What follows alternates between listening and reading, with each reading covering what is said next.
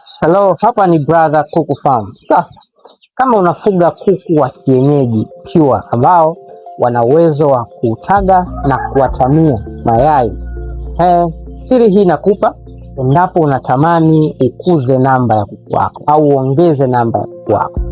Siri ya kwanza, usiruhusu kuku wako walee vifaranga. Lea vifaranga wewe mwenyewe. Sawa? Alafu cha pili, chagua kuku ambao watakuwa wanakuatamia hayo mayai. Sio wote unawapa ruhusa ya kuatamia mayai yako. Kwa nini? Cha kwanza, unapokuwa unalea vifaranga wewe mwenyewe inakusaidia kwa sababu hii. Mfano, una kuku 10. Una kuku 10 ambao ni wa kienyeji, umri wa kutaga na wote wameanza kutaga. Sawa? Subiri wanapoanza kulalia, mmoja anapoanza kulalia, mwekee mayai ya layers, yale ambayo hayatotoleki. Mwekee mayai ya layers, alafu subiri angalau wafike kuku 5 ambao wanalalia au aanze kulalia kuku wote. Sawa. Kwa hiyo ukifikisha mfano idadi ya kuku 5 ambao wanalalia kwa pamoja, sasa unaweza ukachukua yale mayai ambayo ulikuwa unahifadhi ya kuku hao.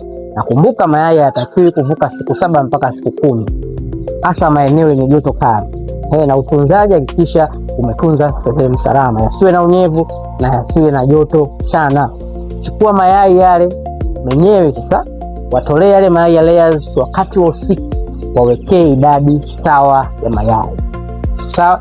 Au unaweka mayai 10 kwa kila kuku au mayai 11 kwa kila kuku.